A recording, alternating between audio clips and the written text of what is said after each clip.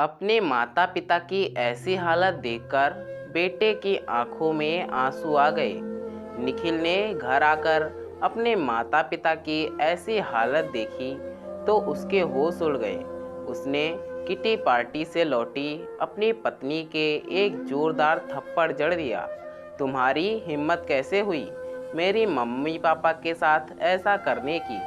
यह घर उनके बेटे का है, इसे तुम कोई दहेज में नहीं लेकर आई हो। निखिल ने ज्योति के ऊपर चिल्लाते हुए कहा। मुझे लगा था कि कुछ दिनों में तुम मेरे मम्मी पापा को अपने माता पिता की तरह प्यार सम्मान दोगी, क्योंकि हर रिश्ते को समझने में वक्त लगता है। लेकिन तुमने तो मेरे बाद मेरे माँ बाप की हालत नौकरों से भी ज़्यादा बदतर कर दी। उनसे तुमने एक एक रुपयों का हिसाब मांगा, उनकी बेइज्जती की। वह अपने बेटे की कमाई खाते हैं, तुम्हारे बाप की नहीं, समझी? तुम अपना सामान उठाओ और चलती बनो यहाँ से, निखिल ने तमक कर कहा। निखिल अपने माता पिता से हाथ जोड़कर माफ़ी मांगने लगा और वह दिन याद करने लगा जब अपने माता पिता को अपने साथ शहर लेकर आया था। एक दिन माँ की तबीयत बहुत ज़्यादा खराब हो गई थी।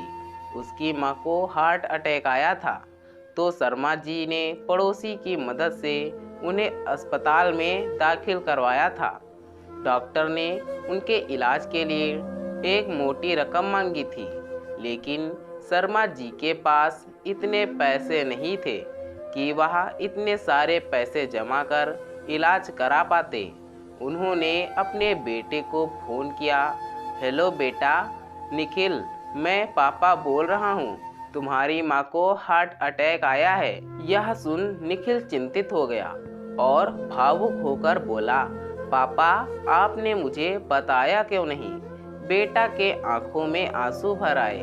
तुम कुछ पैसे भेज दो, बस डॉक्टर ने पूरे 1 लाख मांगे हैं। निखिल नम आंखों से बोला, पापा आप कैसी बातें कर रहे हैं? आप वहाँ ऐसी हालत में अकेले हैं और मैं यहाँ। नहीं पापा, आप डॉक्टर से कहो कि माँ का इलाज शुरू करें, मैं भी पहुँच रहा हूँ। और आप चिंता मत कीजिए, माँ बिल्कुल ठीक हो जाएगी। निखिल घर आया, अपनी पत्नी से बोला, हमें अभी माँ पापा के घर जाना है, माँ को हार्ट अटैक आया है। और निखिल तुमने मेरा सारा मूड खराब कर दिया। तुम्हें पता है ना, आज मेरी सहेली की शादी की सालगिरह है, हमें वहाँ जाना है। 5 स्टार होटल में पार्टी रखी है, तुम कहीं नहीं जाओगी, तुम मेरे साथ चलोगे। और निखिल तुम अपने माँ पापा की चिंता क्यों कर रहे हो? बुढ़ापे में ऐसी बीमारियाँ लगी रहती हैं। ज्योति ने निखिल के हाथ में हाथ डालते हुए बोली। निखिल ने अपना हाथ झटकते हुए कहा, तुम्हारा दिमाग खराब हो गया है। मेरी माँ हॉस्पिटल में भर्ती हैं और तुम्हें पार्टी की पड़ी है। तुम्हें नहीं जाना तो मत जाओ, लेकिन मैं अपने माँ पापा को इस हालत में अकेले नहीं छोड़ सकता, समझी तुम? निखिल ही तुरंत फ्लाइट पकड़ी और सीधे हॉस्पिटल पहुंचा। अपने पापा को दूर से देखकर उन्हें गले लगा लिया। शर्मा जी बेटे के गले लगकर रोते हुए बोले, बेटा देखो तुम्हारी माँ की क्या हालत हो गई। पापा मैं आ गया हूँ ना, आप सब ठीक हो जाएगा। और निखिल ने अपने पिता के आंसू पोंछे और उन्हें एक चेयर पर बैठा दिया। निखिल अपने पापा के हाथ को पकड़कर बोला, आप यहाँ बैठे बस और भगवान से प्रार्थना कीजिए, मैं अभी आता हूँ। निखिल जाकर सबसे बड़े डॉक्टर से मिला। डॉक्टर साहब, चाहे जितना पैसा लग जाए, लेकिन मेरी माँ को कुछ नहीं होना चाहिए। डॉक्टर ने निखिल को दिलासा दिया। निखिल जी आप चिंता मत कीजिए, हम पूरी कोशिश करेंगे आपकी माताजी को बचाने की। और डॉक्टर सुनैना जी का इलाज करने में जुट गए। कुछ ही दिनों में सुनैना जी पूरी तरह ठीक हो गई। निखिल अपनी माँ को अस्पताल से पापा के घर लेकर आया और कुछ दिन निखिल ने वहीं रहकर उनकी सेवा की, लेकिन काम की वजह से उनके पास फ़ोन पर फ़ोन आ रहे थे। तो शर्मा जी ने अपने बेटे से कहा, बेटा तुम्हारी माँ बिल्कुल ठीक हैं। हाँ, उसके जोड़ों का दर्द तो हमेशा का है, क्या करें, अब बुढ़ापा है, उसका कुछ कह नहीं सकते। तुम अपने काम पर लौट जाओ। निखिल ने तब तो हाँ में सिर हिला दिया। अगले दिन निखिल के हाथ में 2 बैग देखकर उसके मम्मी पापा चौंक गए। अरे बेटा, इसमें क्या है? कोई साग सब्जी लेकर जा रहे हो क्या? नहीं पापा, यह सब बैग में आपका सामान है। आप दोनों मेरे साथ चल रहे हैं शहर। नहीं बेटा, हम यहीं सही हैं, बस तुम हमसे मिलते रहना, हमारे लिए वही बहुत है। तुम तो जानते हो बेटा कि बहू हमें कुछ ज़्यादा पसंद नहीं करती। शर्मा जी कहते कहते भावुक हो गए। पापा, आप उसकी चिंता मत कीजिए, मैं सब संभाल लूँगा, पर आप दोनों को मैं अकेले नहीं छोड़ सकता। बेटे के इतना जिद करने पर सुनैना जी और शर्मा जी दोनों बेटे के साथ शहर आ गए। अपने सास ससुर को अपने घर देखते ही बहू का गुस्सा 7वें आसमान पर था, पर सुनैना जी के कदम अपने बेटे के घर में पड़ नहीं रहे थे। तो निखिल मुस्कुराता हुआ बोला, मम्मी पापा, यह आपका ही घर है, बेझिझक और पूरे अधिकार के साथ आइए। और निखिल ने अपने मम्मी पापा का हाथ पकड़ा और उनके कमरे में ले गया। उस कमरे को देखकर सुनैना जी और शर्मा जी भावुक हो गए। पापा, मैंने यह जब घर खरीदा था तभी आपका कमरा बिल्कुल आप दोनों के हिसाब से सेट करवा लिया था। बेटे का प्यार देखकर दोनों ने निखिल को गले लगा लिया। पापा, अब आप दोनों आराम से यहाँ रहें, मैं आपके चाय नाश्ते का इंतज़ाम करवाता हूँ। अपने मम्मी पापा को उनके कमरे में छोड़कर जैसे ही बाहर आया, ज्योति निखिल का हाथ पकड़कर खींचते हुए अपने कमरे में ले गई। तुम्हारा दिमाग खराब हो गया है क्या? किसने कहा था तुमको गंवार बूढ़े बुढ़िया को यहाँ लाने के लिए? जुबान संभाल कर बोलो, वह मेरे मम्मी पापा हैं और तुम्हें उनकी चिंता करने की कोई ज़रूरत नहीं है। मैं अकेला ही बहुत हूँ अपने मम्मी पापा की देखभाल के लिए। लेकिन एक बात ध्यान रखना, तुम्हारी वजह से मेरी मम्मी पापा को कोई तकलीफ़ नहीं होनी चाहिए, वरना मुझसे बुरा कोई नहीं होगा। निखिल ने अपने मम्मी पापा की देखभाल के लिए एक मेड रख लिया। उसके मम्मी पापा उसके साथ बहुत खुश थे, लेकिन कुछ दिनों निखिल को एक मीटिंग के लिए कुछ दिनों के लिए बाहर जाना था। निखिल ने मेड को सब कुछ समझा दिया था कि मेरे बाद मेरे मम्मी पापा को कोई तकलीफ़ नहीं होनी चाहिए। निखिल बेटा, तुम क्यों इतनी चिंता करते हो? तुम बेफिक्र होकर अपने काम के लिए जाओ। सुनैना जी ने अपने बेटे के सिर पर हाथ रखते हुए कहा और निखिल मीटिंग के लिए शहर चला गया। बेटे के जाते ही ज्योति हमेशा सास ससुर को ताना देती रहती, यहाँ पर आ गए हैं, इतना भी नहीं जानते शहर में कितनी महंगाई है। इनके आते ही घर में खर्चे बढ़ गए हैं, पूरे घर को दवाई खाना बनाकर रख दिया है। अरे मेरे मायके में तो इन दोनों को कोई नौकर भी ना रखे, गंवार कहीं के, ना पहनने की तमीज़ है ना खाने की। बहू की बातें सुनकर दोनों चुप रह जाते। बहू ने घर के नौकरों को निखिल के जाते ही उनकी छुट्टी कर दी और शर्मा जी को काम पर लगा दिया। ज्योति ने दंदनाते आते हुए उनके कमरे में आई और तमक कर बोली, बहुत हो गई मेहमान नवाजी, आप चलिए पापा जी, थोड़ा हाथ पैर भी चला लीजिए, वरना बुढ़ापे में जाम हो जाएंगे तो आप ही को तकलीफ़ होगी। ज्योति गुस्से में बोली, मम्मी जी आप थोड़ा रसोई में आकर मेरा हाथ बटाएं। बेटा तुम्हें जितना काम बताना है मुझे बता दो, पर सुनैना से यह सब नहीं होगा। हाँ, आप दोनों तो यहाँ मुफ्त रोटी तोड़ने के लिए ही पड़े हैं। बस काम को कह दो तो बहाना बनाने लगते हैं। ज्योति मन ही मन कुछ बुदबुदाते हुए बोली, यह लीजिए थैला, सब्जी लेकर आइए और सब्जी लाकर रसोई में धोकर रख देना। शर्मा जी ने थैला पकड़ा और सब्जी लाने चले गए और लाकर उन्हें रसोई में रख दी।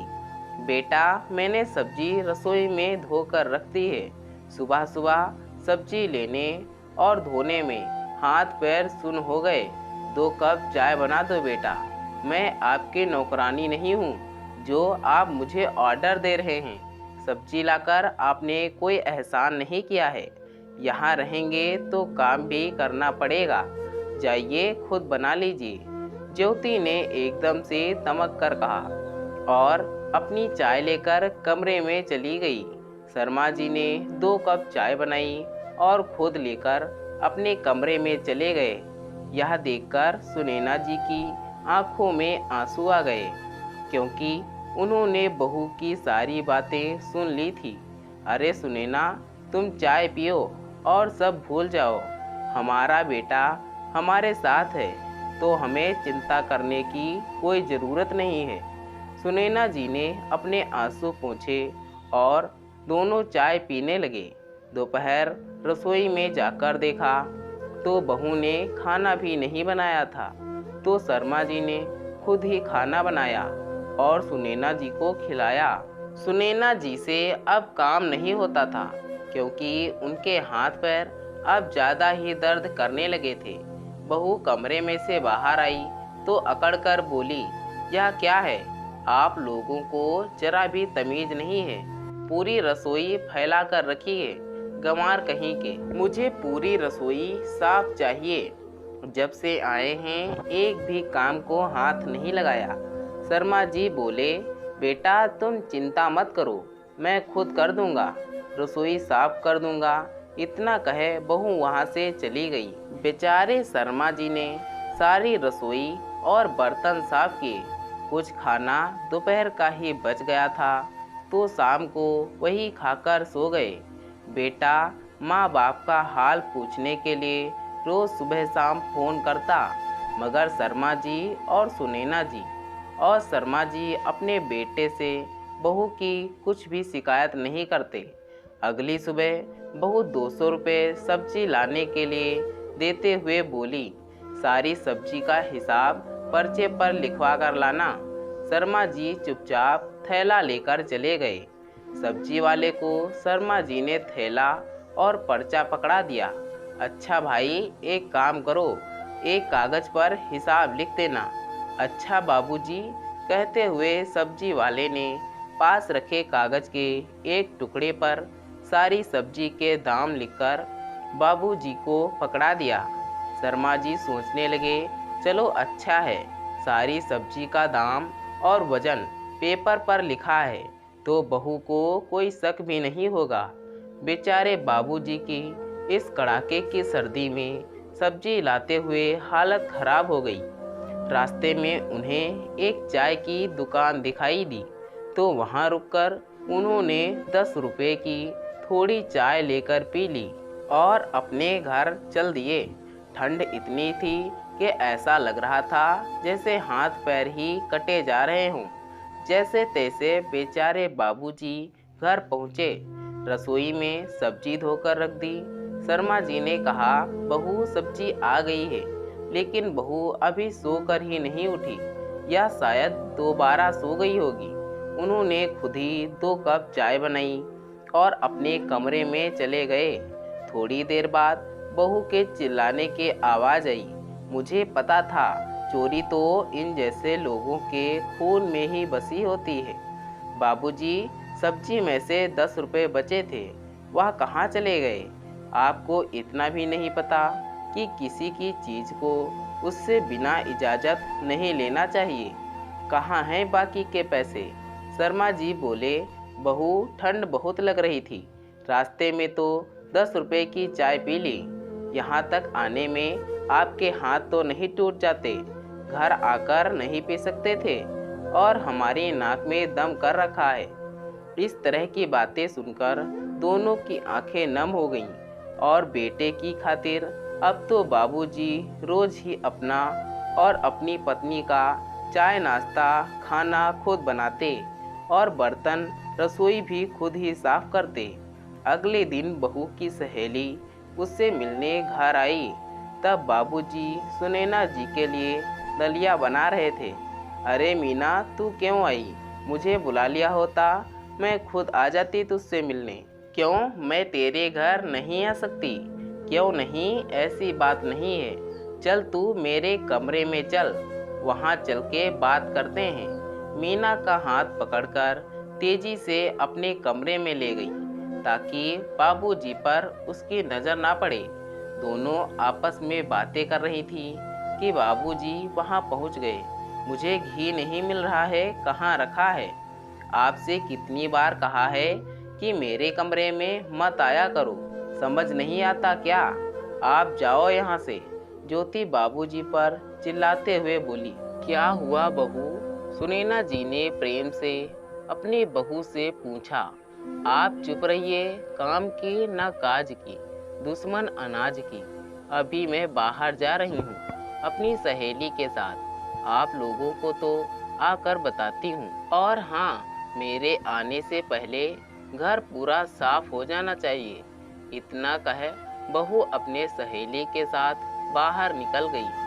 बहू की बातें सुनकर सुनैना जी रोने लगी। और तुम यह काम मत करो, अगर मैं थोड़ा बहुत घर का काम कर भी लेता हूँ तो इसमें क्या बुरा है? तुम ही तो कहती हो कि आदमी के हाथ पैर चलते रहने चाहिए, नहीं तो उसका शरीर जाम हो जाता है और ऊपर से 100 बीमारियां और लग जाती हैं। बाबूजी ने सुनैना जी के आंसू पोंछे और उन्हें कमरे में जाने के लिए बोल दिया और खुद रसोई में बर्तन साफ करने लगे। थोड़ी देर में, मम्मी पापा कहाँ हो आप? देखो मैं तुम्हारे लिए क्या लाया हूँ। मम्मी पापा के कमरे में निखिल दौड़ कर गया, पैर छूते हुए बोला, अरे माँ कैसी हो और आपकी तबीयत कैसी है? बेटे को सामने देख सुनैना जी की आंखें भर आईं। माँ देखो, मैं तुम्हारे लिए दिल्ली से आप लोगों के लिए क्या लेकर आया हूँ। आपके लिए नई शॉल, नई जर्सी। और बाबूजी कहाँ हैं? मैं कब से पूछ रहा हूँ, वो कहीं दिख नहीं रहे। सुनैना जी ने रोते रोते अपने बेटे से सब बता दिया। यह सुन निखिल के पैरों तले जमीन खिसक गई। रसोई में जाकर देखा तो बाबूजी रसोई में बर्तन साफ कर रहे थे। यह देख निखिल की आंखों में आंसू आ गए। अरे बेटा, तुम कब आए? हाँ बाबूजी, काम जल्दी हो गया था तो बस चला आया। इतने में ज्योति भी वहाँ पर आ पहुँची और निखिल को देखकर उसके होश उड़ गए। तुमने तो बोला था कि 2 दिन बाद आओगे, फिर यहाँ कैसे? जैसे ही निखिल के पास आने लगी, निखिल ने एक जोरदार तमाचा ज्योति के गाल पर जड़ दिया। तुम्हारी हिम्मत कैसे हुई माँ बाप के साथ ऐसा करने की? यह उनके बेटे का घर है, तुम इसे कोई दहेज में नहीं लेकर आई थी। निखिल ने ज्योति के ऊपर चिल्लाते हुए कहा, मुझे लगा था कि कुछ दिनों में तुम मेरे मम्मी पापा को अपने माता पिता की तरफ प्यार और सम्मान दोगी, क्योंकि हर रिश्ते को समझने में वक्त लगता है। लेकिन तुमने तो मेरे बाद मेरे माँ बाप की हालत नौकरों से भी ज़्यादा बदतर कर दी। उनसे तुमने एक पाई पाई का हिसाब लिया, उनकी बेइज्जती की। वो अपने बेटे की कमाई खाते हैं, तुम्हारे बाप की नहीं। समझी तुम? अपना सामान बांध और निकलो यहाँ से। निखिल ज्योति के ऊपर गुस्सा करते हुए कहा, इस घर में तुम्हारे लिए कोई जगह नहीं। वह रोते हुए निखिल के पैरों में गिरकर माफ़ी मांगने लगी। निखिल, तुम ऐसा कैसे कर सकते हो? मेरे साथ तुम तो मुझसे प्यार करते हो ना? हाँ, प्यार करता हूँ। इसका मतलब यह नहीं कि मैं अपने जन्मदाता माता पिता का अपमान सह लूँ। तुम्हारे लिए उनको अकेला छोड़ दूं। मैंने सोचा था कभी ना कभी तो तुम मेरे मम्मी पापा को समझोगी, लेकिन नहीं, मैं गलत था। तुम जैसी औरतें ही हंसते खेलते परिवार को भी उजाड़ कर रख देती हैं। देखो, मेरे मम्मी पापा को अभी भी तुम्हारे खिलाफ एक शब्द भी नहीं बोल रहे हैं, और तुमने मेरे मम्मी पापा की हालत नौकरों से भी ज़्यादा बदतर कर दी। अरे शर्म आ रही है मुझे अपने आप पर। इतना कहकर निखिल अपने मम्मी पापा के पैरों में बैठ माँ की गोद में सिर रखकर रोने लगा। मुझे माफ़ कर दीजिए, मेरे रहते आज के बाद आप दोनों को कोई तकलीफ नहीं होगी।